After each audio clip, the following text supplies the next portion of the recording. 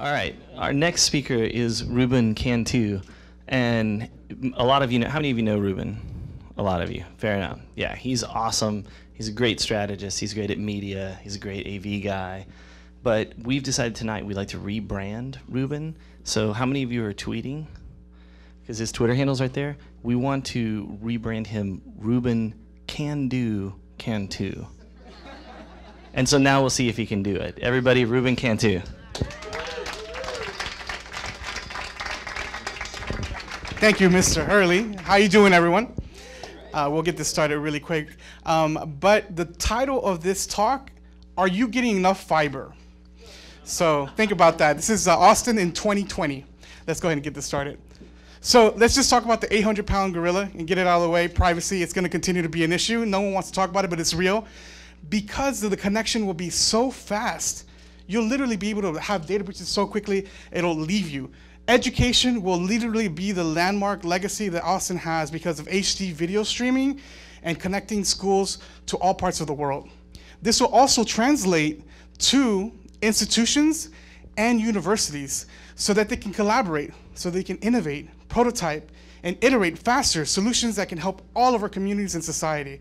So look out for that. Then we also will build a new industry. We also will help the homeless be able to learn the skills that they need so we can empower them, and then they can actually become a part of the working class economy and really contribute through the skills and the infrastructure that is in place. The industry that will really boom here is the creative arts. Not only will we have a booming render farms popping up all over the city, but we also will have an influx of new companies, new creative companies being created here in town. This will mean that new content, niche content will be created by new networks, and it means that old incumbents will have to either keep up or be taken out. That's actually good news, because with Austin being such a center of production and work, Hollywood will actually look to Austin for not only innovation, but a real production place, post-production place. So therefore, you will be able to turn around data much faster here and send it back. Let's just be honest.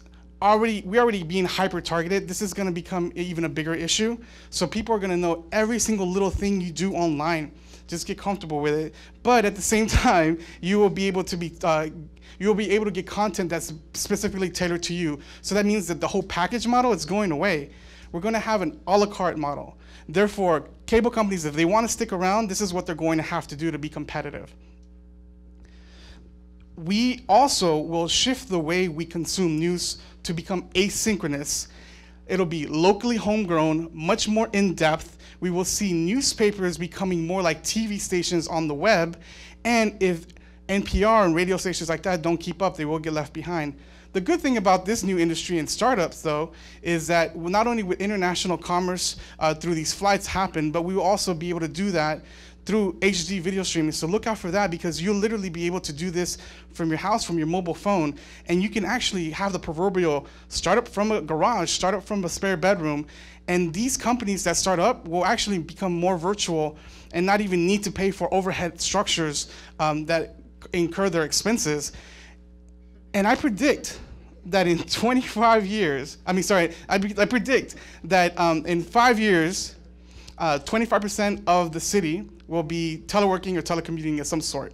This will actually be good for the freelancer and the hired gun, because they can do enterprise level work from any coffee shops. I see coffee shops popping up all around the city, and this is actually good, because normally before you wouldn't even think about doing this. We will be able to now also do work from anywhere around the city with your data connection in your car. And so not only will it send real-time statistics and diagnostics, but real-time data for traffic so you can plan your route accordingly. Ridership, yes, will increase on public transit. We have no other choice.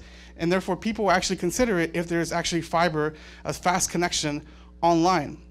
Google Fiber, Capital Metro should do business together. Imagine going downtown and not having to struggle looking for a parking spot. Imagine going downtown parking and being able to refill your meter from your phone. Imagine going downtown and being able to see a live stream of your car from a traffic camera.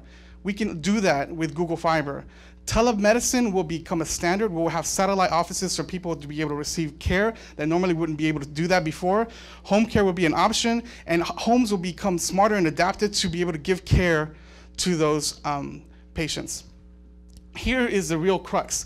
Government can really screw this up or be successful. With this new 10-1 situation that's happening us next year with new mayor, they can either take advantage and leverage it, or they can just kind of let it go to waste. But they've done a good thing by bringing them here now, so let's see what happens. The best thing that's gonna happen is with our utilities, because not only will it read diagnostics of all of our usage, but now we'll make recommendations based on our usage and let us know in real time what we can do right away to be able to avoid a brownout and a blackout. So Google Fiber is coming, get excited, it's time.